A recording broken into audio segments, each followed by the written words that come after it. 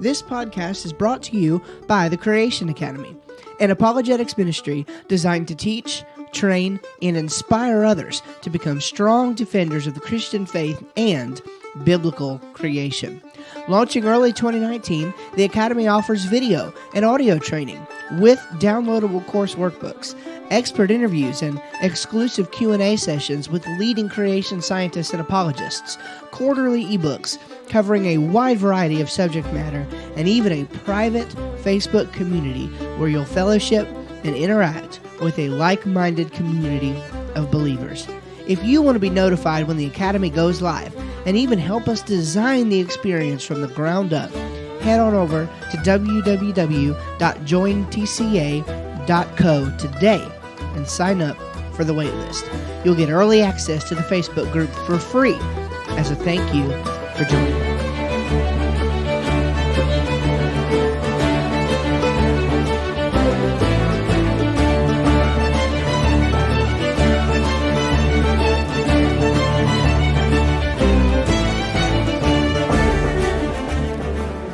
You're listening to the Creation Academy, a weekly podcast defending the truth of God's Word in biblical creation science. I'm your host, Steve Schramm, and this week we want to talk about a recent article that came out, and different sources have reported on this, and we want to bring it to you today with some thoughts. And what we're going to do is ask this question: Are today's species recent? Are today's species recent? Now, surely, many of you who are involved in this discussion have seen these news reports coming out. These news reports that, as it turns out, all species on Earth are somewhere between 100,000 to 200,000 years old. And of course, this also puts humans in that same time bracket. As a matter of fact, as we'll see, what has happened here is these animal ages have been estimated by analogy to human mitochondrial data, and we'll talk about that. And so it sparked quite a bit of interest, as you can imagine, in the creation science community when you have got two evolutionists coming along saying, look, all of the species representative on Earth today are very recent. Now, of course, we know that 100 to 200,000 years is not recent in terms of young age creationism, but in terms of the evolutionary time scale, that is a massive, very, very significant finding. As a matter of fact, the authors of the paper, one of the authors claimed that he fought against this conclusion as hard as he possibly could, which of course that has a bit of a spiritual element to it as well. But nevertheless, he fought against it, and as it turns out, he feels compelled by the research and by his and his colleagues' expertise that he must, in fact, accept this research. And so, if you've seen the title of this lesson, I titled it Creation in the News. Today's species are recent.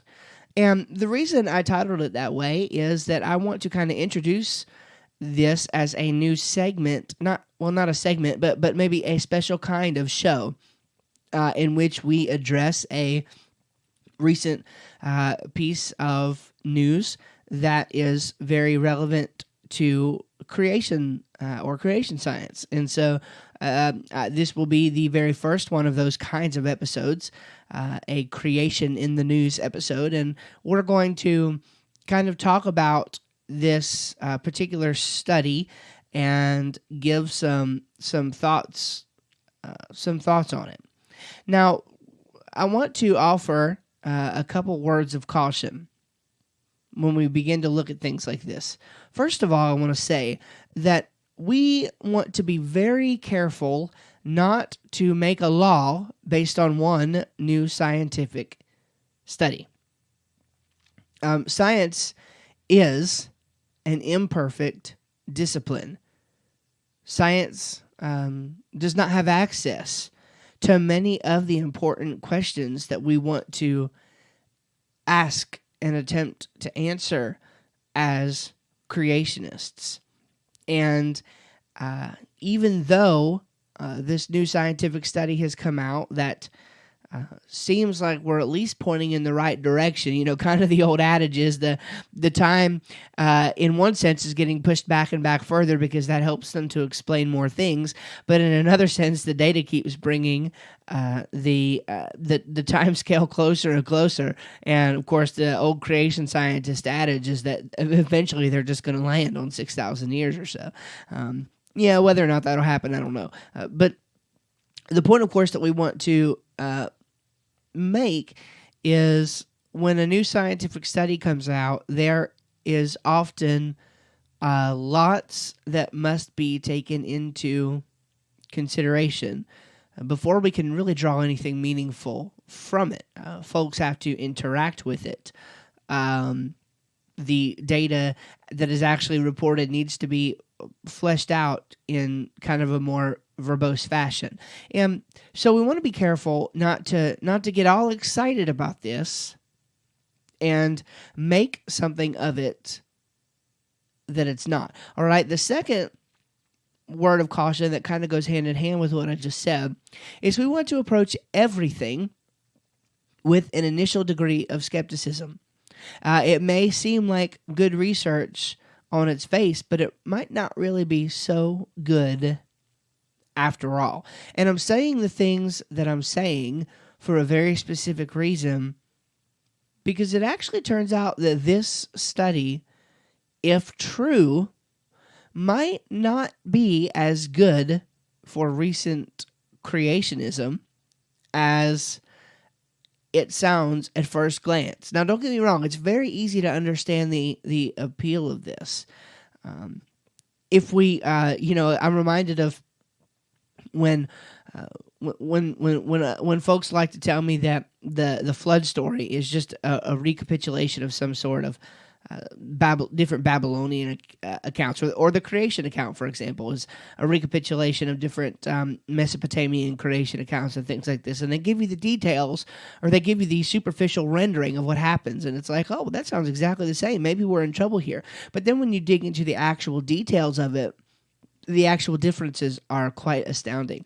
Well, this is kind of what's happening here. If you just look at it, you look at some of the things that the authors said in the study, especially some of their comments to the news media afterwards, who have engaged them with this.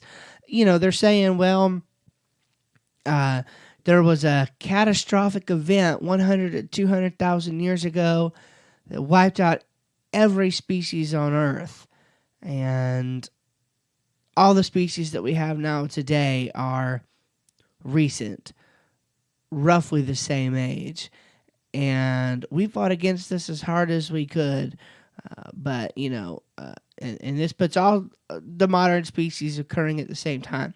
All this, that, and the other thing, back and forth. And you just read down through it, and you've got some creationists who are understandably saying, well, hey, man, this looks pretty good. Now, if we can just get that time scale down, if we can get them off of those ages given to them by geology, and start to question those dates, maybe we will finally see them landing somewhere around the young age time scale. But the problem is when you dig into the actual details of what is happening in this paper, we find that in light of current creationist biology, this could actually be pretty problematic. And so we want to take a look at that today and try to see if we can get to the bottom of it. Now, Dr. Todd Wood, we've talked about Dr. Wood before on this on this podcast. And Dr. Wood is probably one of the premier creationist biologists active today. He is working in the field of baraminology primarily. I believe that's where he focuses the majority of his research. And so what he is trying to do is really he is on the forefront of helping to build a biological model for young age creationists. He is helping us to define those boundaries in organisms that tells us what kind of organism something is, what Brahman it is, where it fits in the creationist classification system. That is the kind of work that he is doing. So he has quite a bit of insight into this particular field. And he wrote an article in response to this. And the title of his article is, it's a question, are all animal species really the same age? And here's the thing. I take just about everything Dr. Todd Wood says pretty seriously. And his track record of honesty is the reason why I do that. I really believe when I get something from Dr. Todd Wood, I know that it is not embellished, it's not fluffed at all. It's the truth as far as he's aware of it, and he will humbly admit if he's wrong.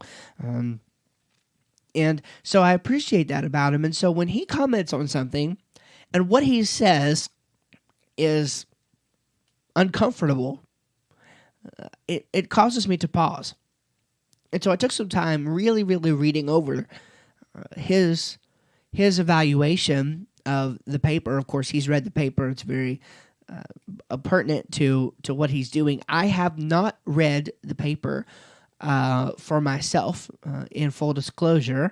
I've skimmed through it, looked at different important parts of it to kind of get a sense of what they were getting at for myself. But generally, I have read his response to it, and that's just about all. And again, I'm not apologizing for that one bit. I really do believe that if you're going to get the most truthful rendering of it, it's going to come from someone like Dr. Todd Wood. I have observed some comments made by Dr. Nathaniel Jensen in regards to this, and we'll talk about those as well. So we're going to use Dr. Wood's article because really it's the only one that I could find, especially from a creationist perspective, that's really giving the kind of perspective that we need to understand on this. So we're going to use this primarily to gain insights from the research, and we'll keep in mind that for right now, there are no, that I'm aware of, no scholarly responses to this specific piece of research because it just came out. It's brand new.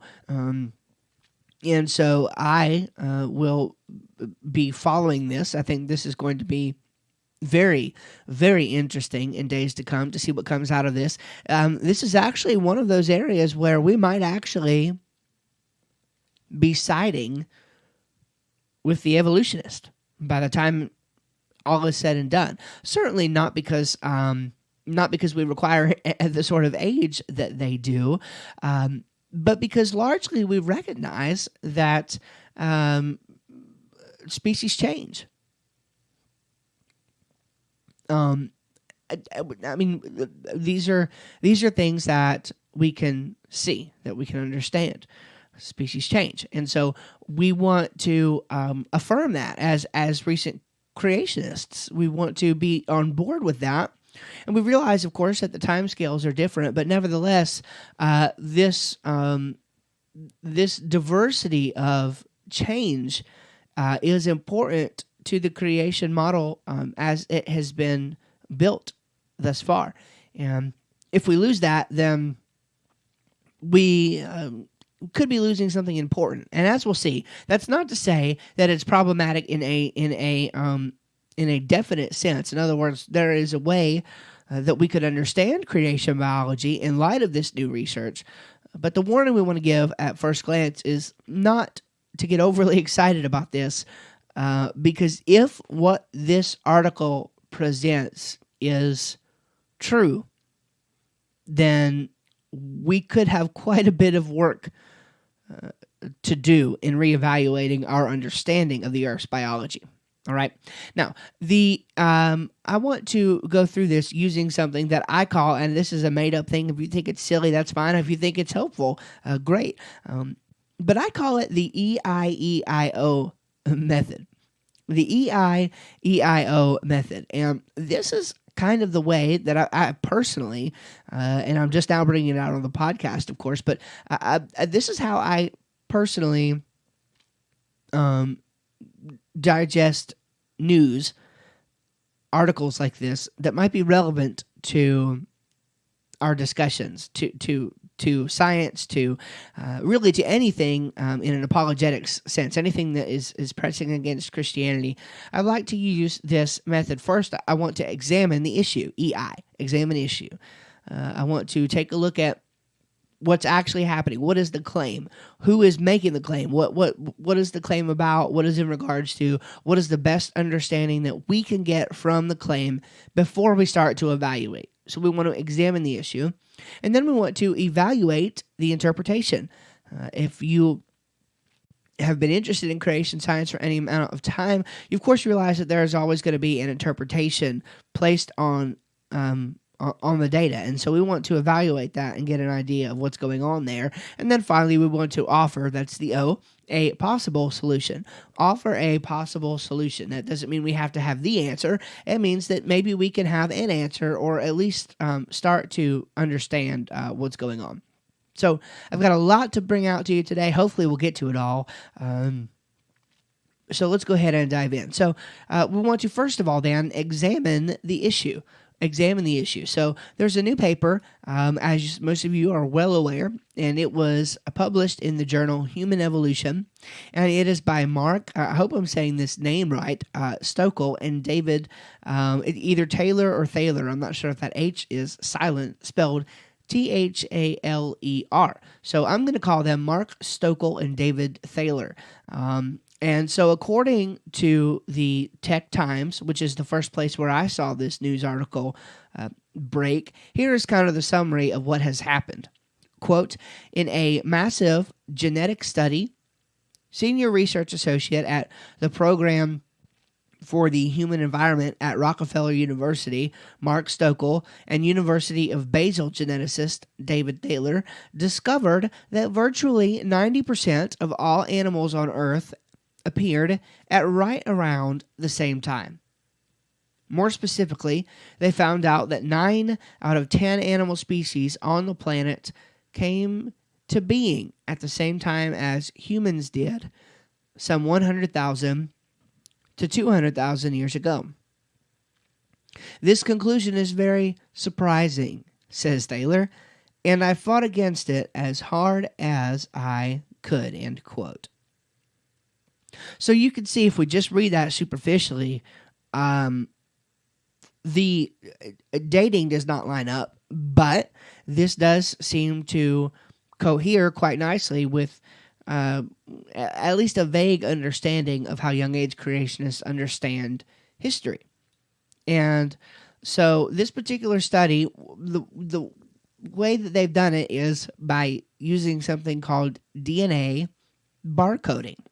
And according to Wood, this is a means of classifying species using a small bit of DNA.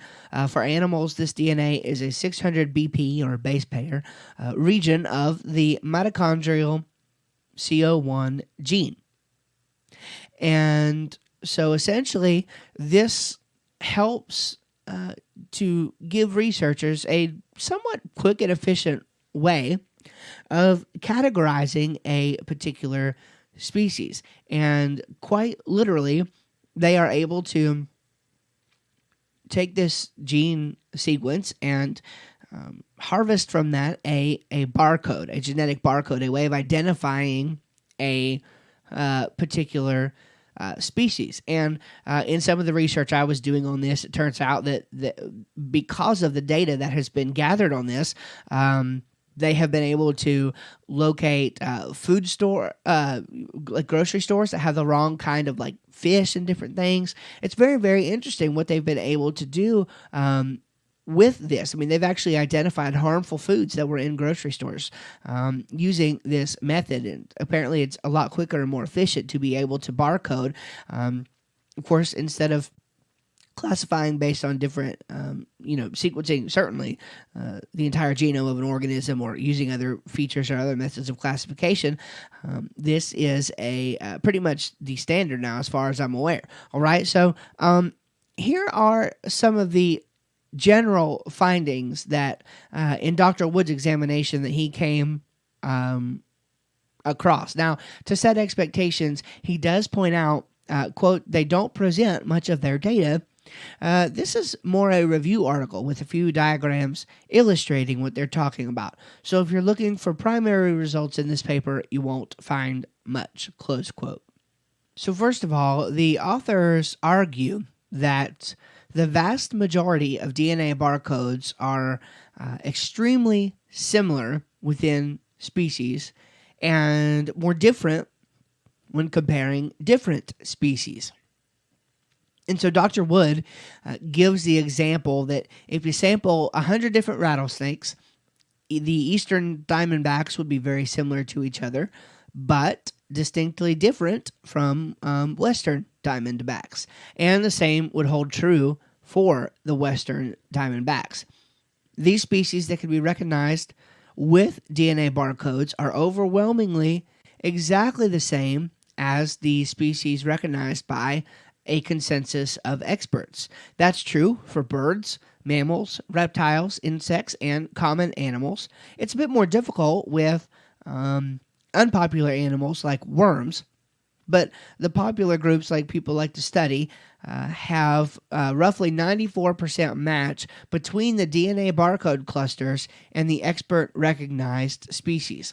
With unpopular groups that few people study, there's only about a 70% match between the DNA barcode clusters and the recognized species. That is probably just neglect, though. So, essentially, that is the comparison that's being drawn. He's just saying that when a species, when you're talking about inside of one particular species, barcodes are extremely similar, and everything kind of lines up with what the experts already classify as a species based on, of course, the other means that they used. So, generally speaking, then, I mean, this is a fairly reliable method. I think that's one of the points that's being get across here. All right. Now, secondly, Stokel and Thaler point out the surprising result that most species have roughly the same amount of variability between different members of the species. The average is a 0.2% difference, meaning that when you compare any two members of the same species, they will differ only by about one nucleotide out of the 600 in their DNA barcode. Now, this is pretty significant. You have to really think about this. The kind of the general corpus of evolutionary theory is this vast amount of change over time. And of course, to some degree, we expect a pretty good amount of genetic dissimilarity in between organisms, even if they are of the same species.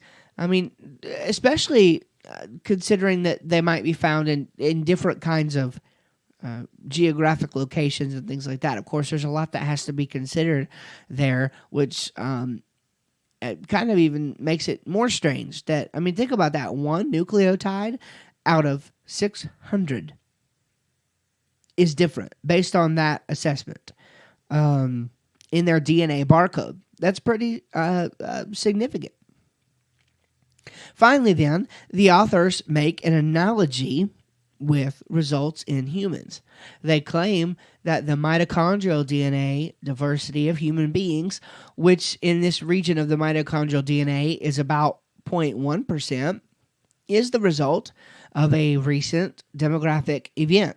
In other words, they say that all humans got their mitochondrial DNA from a small population that they claim could be as few as a founding pair that lived only 100 to 200,000 years ago.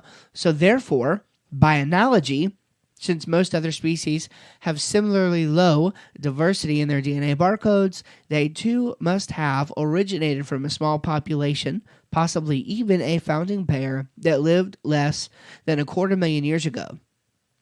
In other words, all species are about the same age. Now, this is lining up to sound very, very interesting, to say the least. We're talking about some kind of event that caused all animals that we see here today, all species to be here today, or at least most of them, to be about the same age. And it's likely a result of some kind of demographic event, whether it be a bottleneck or whatever. We're going to talk about that here in just a minute. So this is looking pretty significant. Now, on this point, Dr. Nathaniel Jensen pointed out to someone he was having a conversation with, he said, first of all, their absolute timescale is not based on measured mitochondrial DNA mutation rates, but on geology. So, of course, he's not referring here, when he says that, to this paper in any specific way. He says their absolute timescale. Of course, he's referring to the fact that most dating is done at the geologic level. In other words, that's not even questioned. The age of the Earth or the age of the universe, things like that, of course, don't come into play. And in a certain sense, that's fine. I don't expect necessarily the biologist to question the astronomer's dates or the geologist's dates either. But the point he's trying to make is that on their view, the absolute timescale is based on geological data and not the measured mitochondrial rates. And if you're familiar at all with Dr. Jensen's research, he wants to kind of show, based on the mutation rates of mitochondrial DNA, that we can use that information to help get an understanding of the age of the Earth writ large. And so that is certainly a part of that. Now, secondly, he says that a timescale based on measured mitochondrial DNA mutation rates gives a date of 6,000 years ago for the origin of humans. Of course, that's based on research he's done. Thirdly, by the logic of this paper, or the paper in reference, other species originated around the same time as humans, therefore, other species arose within 6,000 years. And again, he's concluding that on the basis of his research on mitochondrial DNA. So he mentions 3 papers, and we'll put links to those there in the lesson notes, which serve to support the second point that he makes, namely that a timescale based on measured mitochondrial DNA mutation rates gives a date of 6,000 years ago for the origin of humans. However, and again, with research that is so new, that we really don't have a wholly adequate creationist response yet, especially, I have to I have to give a couple of disclaimers as we go throughout. So I want to say that let's be cautious here. Arguing based on the logic of this paper, as Jensen is doing, could actually be detrimental to most of creationist thought on biology. And I've actually reached out and asked for some clarification on this, but based on just what I know, I mean, Dr. Wood and Dr. Jensen are doing similar kinds of research, but they're largely unrelated. And so I'm kind of wondering, because here we have one scientist who is kind of taking things a little better, so to speak, than Dr. Wood, who we're reading after here. And it could be that he shares the same concerns Dr. Jeanson does, but perhaps he's just not as reserved of a person. I mean, it could be a personality thing. I don't know. I do know that I have read Jeanson's research on the mitochondrial age of things, and I mean, it looks pretty good. So we'll see. We'll see what happens. I think that one way or the other, we are on to something big here. Whether it means a confirmation of current creationist biology or whether it means a total reimagining of current creationist biology, we don't know that yet. Nevertheless, one way or the other, it will probably be significant. So we'll see what happens. However, what I want to caution here is arguing by the logic of this paper because it could be seriously flawed. And so we'll see what comes of that. Okay, so that's the issue. We examined the issue, okay? We looked at exactly what the claim is. Hopefully you don't have any questions about that in your mind. I think we've made it pretty clear. Essentially, this massive new genetic study puts all species of animals coming in at about the same age. This conclusion is reached by analogy to humans because, as it turns out, humans have very relatively low genetic differences within their species on that region of the mitochondria.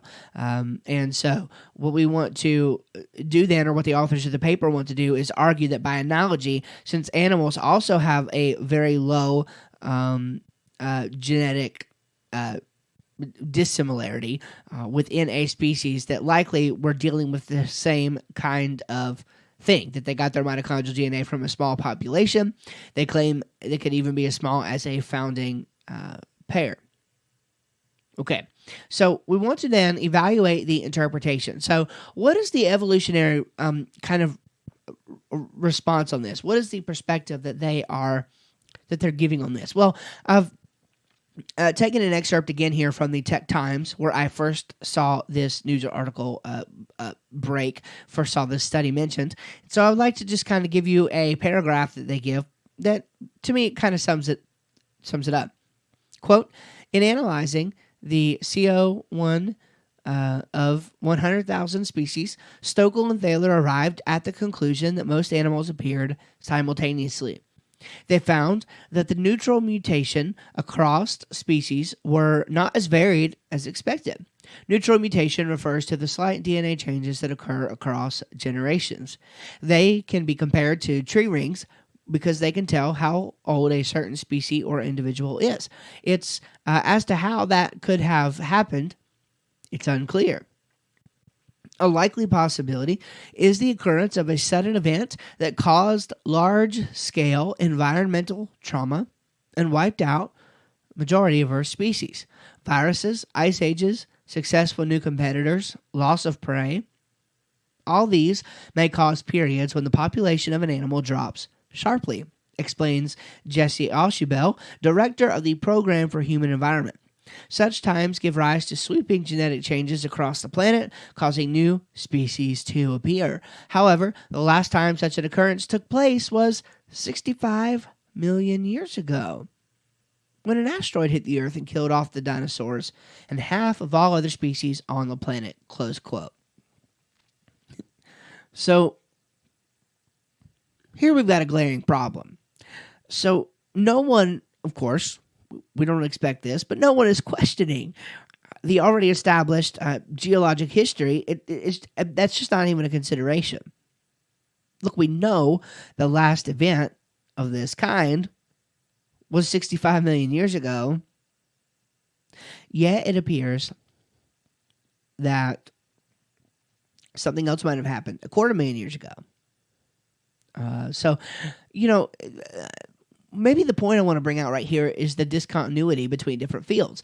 There is, in fact, a discontinuity in different data points between different fields where things don't line up. And so we have to kind of massage things in such a way where it does line up. Now, again, I'm not necessarily hoping that Stokel and Thaler are right on this research. And the reason for that is because I do think it could cause an interesting difficulty for most of creationist thought on biology at this time. based on what Wood is getting ready to argue here. But nevertheless, I just think it's interesting and worth pointing out that, there's really no question in the mind of the evolutionist that the last time one of these extinction events happened was 65 million years ago when the dinosaurs were gone. Now, of course, this it mentions the asteroid hitting the Earth. And again, this is not a scientific source I'm quoting here, of course. This is just a reporter on a website. So, this could be a person who is not really aware, but there's about 6 different theories as to what actually killed off the dinosaurs. It's certainly not a settled fact. Scholars are divided on this from an evolutionary perspective. Nobody is dogmatically claiming the asteroid hypothesis. It might be the most widely held. I think right now, though, the most widely held is that they simply just evolved to birds. So anyway, that is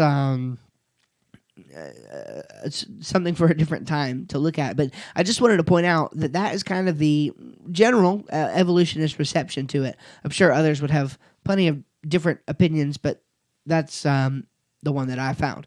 All right, now, so what is a possible creationist perspective on this? Well, based on Wood's primary observations, let's give you a few things here. So first of all, he says, let's recognize that this research, if correct on its face, would make a mess of created kinds, or Brahman, as we often talk about here on the show. This article claims that all species are roughly the same age, and creationist work over the past 20 years has generally agreed that the created kind from which species descended contains more than one species. A few created kinds contain many species. And this is why we argue, by the way, that the created kind is probably somewhere around the family level if we were to be general. Okay? So this research would imply that the created kind is actually the same as the species if we interpret it on the face. I think that's possible, he says, but it would require a big adjustment to creationist thinking. And he gives this example that might help you to understand. I don't know if you've been to the Ark Encounter, but he says, for example, most of the Ark Encounter exhibits with their imaginative, creative kind sculptures would have to be ripped out and redone. So that would kind of give you an idea that we're talking about something that would look a lot more like modern species, being that which were on the Ark.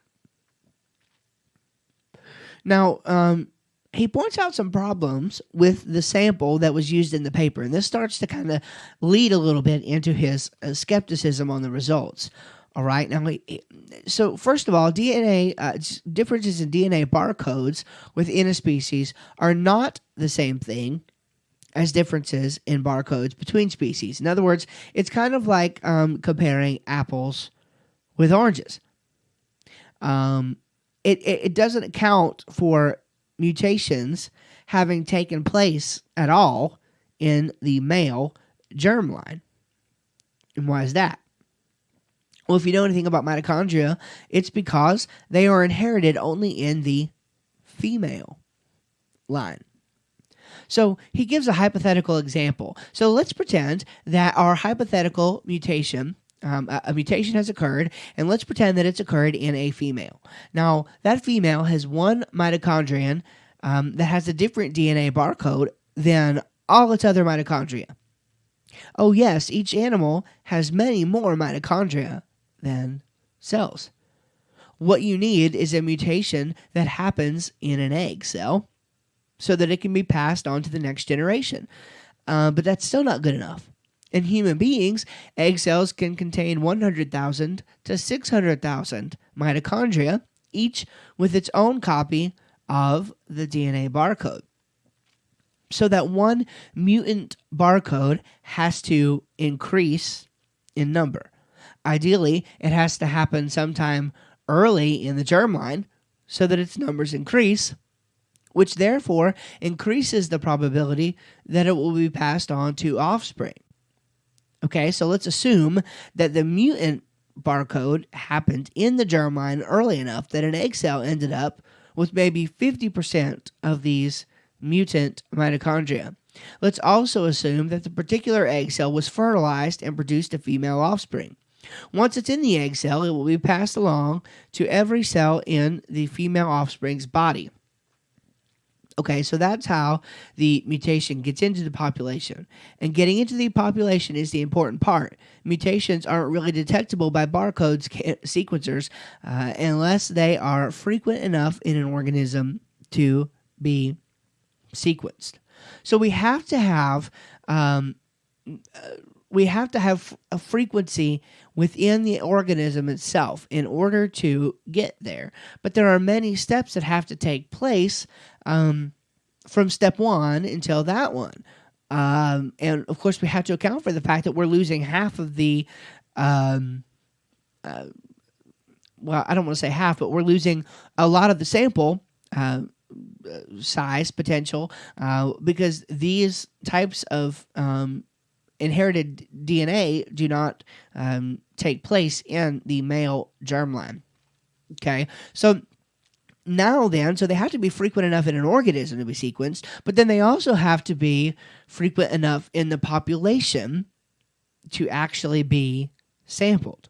So Wood remarks here, if I'm studying a widespread species of butterfly that has maybe 100,000 individuals alive at any time, I'm not likely to catch that one butterfly that just got a mutant barcode from its mother.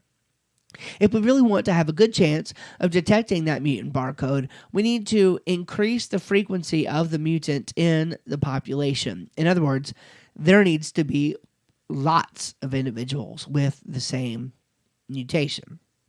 Now, we can only get the sort of mutation frequency that we need in a population two ways: selection and drift. But Stokel and Thaler report that the vast majority of differences within species are synonymous, which they claim are not selectable. In other words, most DNA barcode differences observed between members of the same species don't make the owners any better or worse at reproducing than any other sequence. Natural selection can't work, they say. Now, Dr. Wood comments here that there's a little bit more nuance behind that, but if we grant the above, then the only way that mutations within a species could increase in frequency enough to be detectable is by drift, which, according to Wood, is random fluctuations in the population. Now, for example, let's say our female butterfly with the mutant barcode just happens to lay all her eggs in a place where a forest fire destroys them before they hatch. That mutant barcode just drifted out of the population. Once the mother butterfly dies, the new mutant barcode dies with her. None of her offspring survive. Alternatively, maybe there's some kind of air pollution that interferes with butterfly development, reducing the number of butterfly babies. But our mutant butterfly happens to flap her way up a mountain and lay her 1,000 eggs in a place where there is very little pollution. So all her offspring hatch and grow to be adult butterflies, when all the other butterflies in the same species get only half of their eggs to hatch. On the other hand, maybe there's a terrible drought in one region, and half of the butterflies in the species die. Our mutant butterfly happens to be in a different region where the butterflies survive. That drought effectively doubles the frequency of the mutant barcode all by itself. This sort of thing happens every generation, so that the population of frequencies of mutations in DNA barcodes should fluctuate up and down. In some generations, 20% of the individuals in the population have the mutant barcode. But a few generations later, 30% might have it. A few generations after that, the frequency might drop to 27%. Generally speaking, though, the rule of thumb is that a mutant with a higher frequency is probably older than a mutant with a lower frequency. That makes sense. If you start out with a mutation in a single individual, it will take many generations before the offspring of that one individual become numerous enough to account for a large fraction of the population. Now, that's a lot, but what does it mean? Well, depending on the frequency of the barcode in the population, you could interpret a species as old or young. But that's the problem in question. But Wood reports that Stokell and Thaler didn't report that. And I don't think the DNA barcode database is set up to answer that question yet. The barcode database currently just samples specimens. According to Stokell and Thaler, they've sampled 5 million individual specimens from 100,000 animal species, which averages out to about 50 specimens per species. Is that enough to estimate the population frequencies of barcode mutants? Wood asks. Well, consider the case of the white-tailed deer in the United States. There are an estimated 30 million white-tailed deer. There's no way that 50 individuals represent the entire population of white-tailed deer. Other species aren't so numerous, but 50 is still a pretty small sample of a species. There are thousands of human sequences that have been studied to estimate population frequencies. So that's going to kind of conclude the interpretive section of this, evaluating the interpretation. And you can kind of see where we're ending up. What we have here is potentially a data set that is not going to give us the most accurate of information. Because again, we are... The whole logic of this paper, we're going to see this here in just a minute, but the whole logic of this paper kind of draws an analogy between what has apparently happened in a human, in the human germline, and what could have happened in the animal germline. But this study alone does not really conclusively answer that because of the aforementioned problems with the sample, for example. We don't exactly know what the population frequency is. They did not give us that. And Wood is pretty skeptical that we're getting accurate information because if we're only sampling about 50 of a particular species, then it's likely not indicative of the entire species. And of course, the analogy is being drawn with humans, which has thousands of human sequences that have been studied to get this population frequency. So it is very, very preliminary at this point. I hope you're seeing that. It's very preliminary at this point because much more work is going to have to be done to really get to the bottom of this.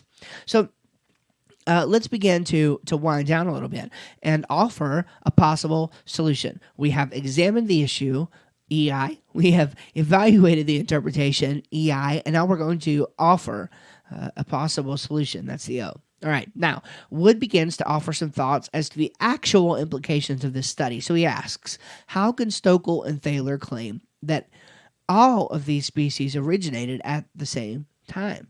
How can they say that the different barcodes within a species are young? Only by analogy. They look at what has been done with human mitochondrial DNA, and they conclude by analogy that other animals must be just like them, since all animal species have roughly the same number of barcode differences within the species. At least in this study, they haven't done anything to deliberately estimate the date of each species. They just say that the human situation probably applies to everything else. So carefully notice that at first glance, this might have seemed like primary research being done on specific animal species, estimating the age, and then coming to the conclusion that all species are around the same age, somewhere around 100,000 to 200,000 years old. But that's not what the species concluded, nor, to my knowledge, was it meant to. Simply, the authors were drawing an analogy against the particular human story, which everybody's pretty much in agreement on in evolutionary terms. Okay. Now, secondly, Wood says that it basically presents what Stokely and Thaler consider to be the most likely hypothesis, but as far as he can tell, there's no actual test of the hypothesis. So again, much more work has to be done here. And then he says the writers propose a bottleneck in the population, but they've not shown that this explanation is correct. They assume that's kind of what happened, but again, they've not actually shown this. They just assume that that's the best explanation for the way things are. Okay, now, what of the differences then between species? How do we make sense of that? Well, he says the differences between species tend to be fixed. In other words, each member of each species has the same barcode nucleotide, and they happen to be different. So let's say, for the sake of argument, that all white-tailed deer have an adenine at the 10th position in the barcode sequence, but all mule deer have a guanine at the same position. The species are different, but within each species, the population frequency is 100%. These are fixed differences. The cumulative effect of fixed differences is what makes species different from one another. Why do white-tailed deers raise their head to run, but mule deer don't? Fixed differences. Why do tigers have stripes and lions have manes? Fixed differences. Why do zebras have stripes and horses don't? Again, you get the point. Fixed differences. But now, fixing differences takes any particular number of things in order to happen. Time, first of all, which is sort of the evolutionary go-to, isn't it? Time, or natural selection, possibly a bottleneck. So there's a curious tension here, though. A mutant barcode within a species is probably pretty young on average, but a fixed difference between species is older, possibly much older, according to Wood. How much older? Well, it depends on the number of fixed differences. The more fixed differences, the older the ancestor of those two species. What Stokely and Thaler want to explain is what they see as a disconnect. Now, here's the rub. Why are there so many fixed differences between very similar species, implying that the species originated a long time ago, but so few differences within that species, implying that the species are much younger?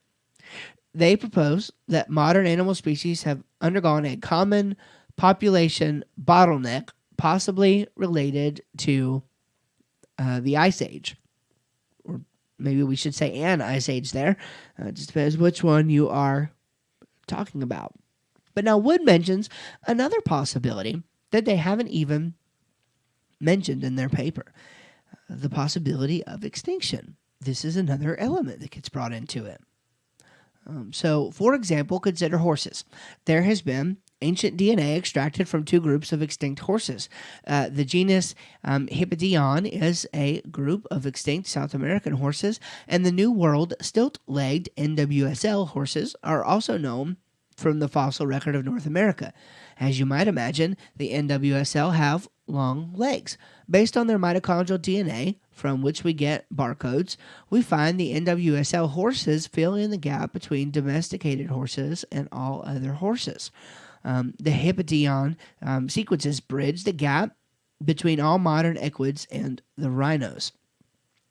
Stokely and Thaler claim that these species have discrete barcodes and that there are no intermediates between the species, but that isn't quite right.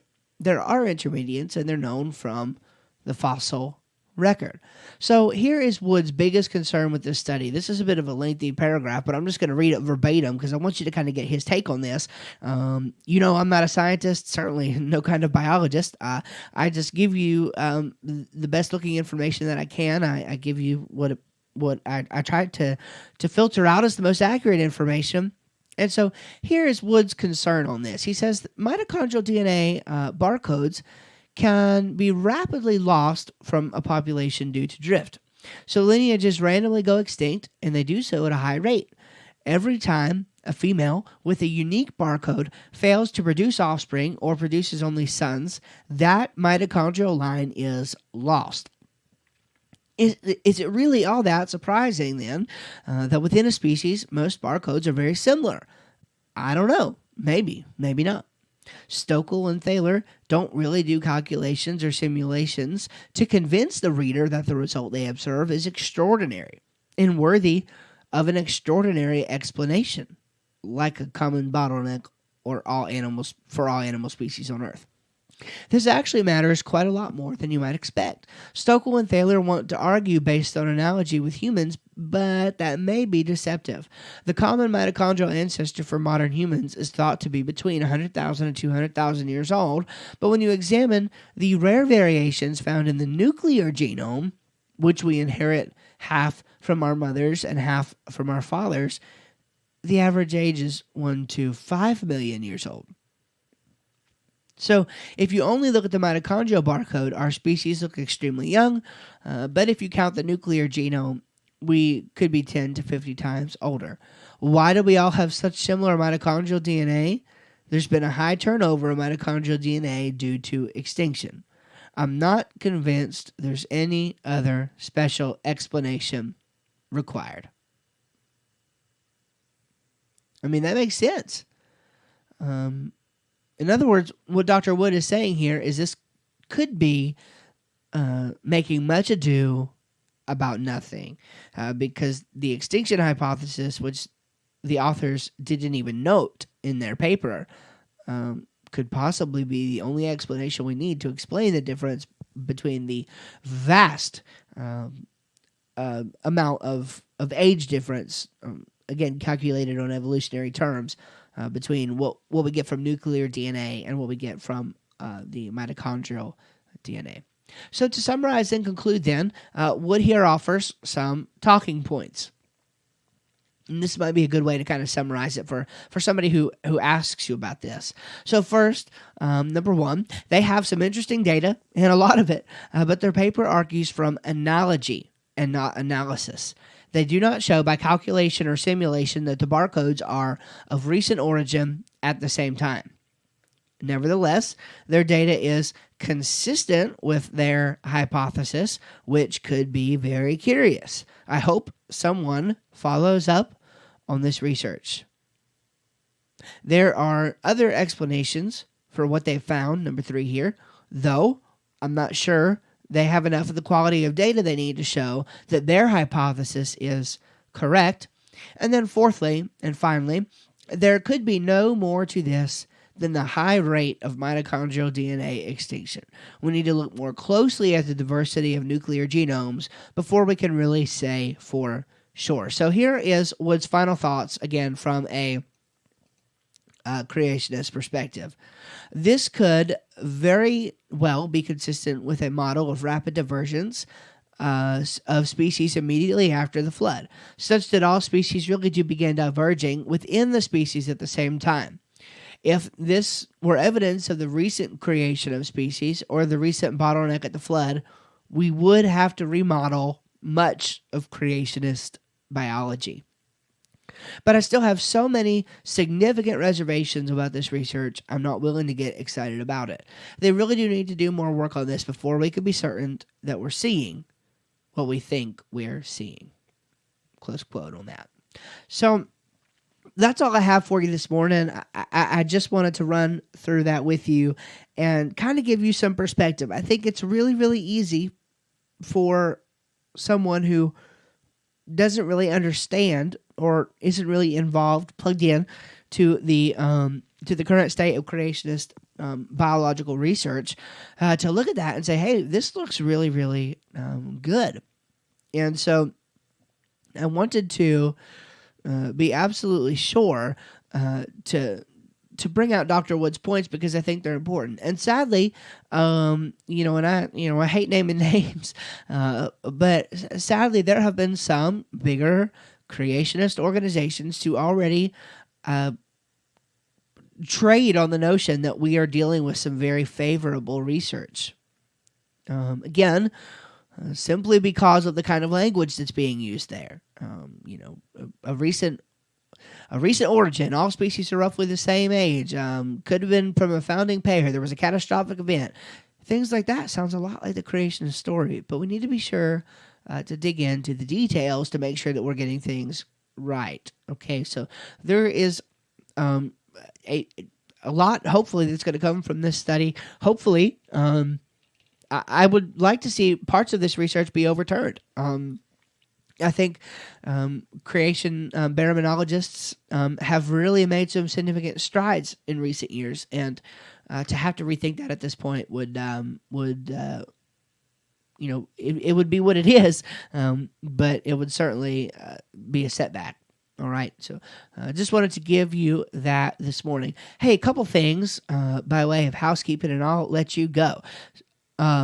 So we are, of course, still taking waitlist signups for the Creation Academy. All right, so please feel free to go to jointca.co and sign up for that. We're still looking forward, hopefully, to a early 2019 launch on that. I don't know the exact dates, and still got a lot of details to work out, but we're working on that, okay? I'd like to see that come to fruition, so get on the wait list. You can go ahead and join into the Facebook group and get on that. I'm excited also to announce that I'm going to have some products to offer very, very soon. We are, I'm in the process of kind of repackaging some of the lessons that I've done on the podcast. I've done different series and things like that. And what I'm doing, and just in full transparency, I mean, I have no way right now to support the workings of this ministry by itself. This is very much a labor of love. I spend a lot of time and money on this ministry, and it's just out of pocket. And again, I'm okay with that. I'm not currently on a donation model of any sort. Well, of course, I do have a Patreon account, which you can see the link to that in the show notes. Okay, I do have a Patreon account that you can use to help support this podcast. If you'd like to give $1 per week or whatever, I would certainly welcome that and be thankful for that. But generally speaking, we don't take donations. We're not tax deductible, none of those things. And so we have started to look at creating some products to sell on our website that would be helpful as resources. Of course, I don't plan on changing anything. I still have my weekly podcast I'm doing, and of course a weekly blog post over there at steveschramm.com as well. Plan on keeping doing that. We're not going to stop that one bit. But one of the things I'm doing is packaging some of the podcast series that we've done in the past. And what I'm going to do is package those up and edit the audio to kind of cut out some of the extra talking and things like that, and just really make it nice, remaster the audio, and do some work on it to package it up. And looking at possibly, because not everybody listens to podcasts, some people might just want to download the files and listen to them, or some might even want a CD. So what we're doing is taking a series, just for example, the one I'm working on right now, I'm almost finished with, is the Basics of Creation Science series that we did at the very beginning, seemingly, of this podcast. And so the audio is not that great on it, but nevertheless, I think the content is still good and gives a good overall summary of the basics, what you need to basically know about the field of creation science. And so what I'm doing is packaging all that together, redoing the audio, and I'm also including a workbook with it. I've developed for it a nice PDF workbook that can be downloaded or either can be shipped with the CD product itself, and you can actually go through the workbook and fill in spaces and take notes and things like that right there on the paper. I think it's going to be very nice. A good resource to help you go through and learn. Now, if you've been a long-time listener of the podcast, you might have already heard some of the content that we'll offer in some of those, and so you might not want to purchase it, but you might want to, because we go through, and again, we're redoing some of the audio, and we're packaging that workbook with it. It might help you to go through and be able to study more systematically. And of course, all the extra stuff that just talks about the podcast and the ministry stuff in general is ripped out, and they're just treated as weekly course lessons. And so maybe you would want to jump on that. Maybe you would want to purchase one of those. Maybe you have found the information on this podcast helpful. You've listened to some of those series, and maybe you have somebody else that you'd like to share that information with who doesn't listen to podcasts, and maybe you want to give that as a gift. Would you consider doing that when we get that up? So maybe that will be a way. You could buy our information to give to somebody else. So that would be a real blessing to me. So got multiple ones in the works. I've actually got a deal that I'm super excited about. I haven't signed any contracts yet, but 98% sure it's happening, that I'm actually going to turn our 13-hour Searching for Adam series into one of these downloadable or physical CD courses. And not only that, but with each one is going to be a PDF copy of not only a workbook, but also the actual book itself. I've worked out a deal with the publisher of the Searching for Adam book, and so you will actually be able to get the Searching for Adam book, the workbook, and the audio content delivered to you completely packaged up in one deal together. So maybe that's something you might want to buy for yourself for reference, or you might want to buy as a gift. All right, well, that is it for this week on the Creation Academy. Hey, why don't we close in a word of prayer?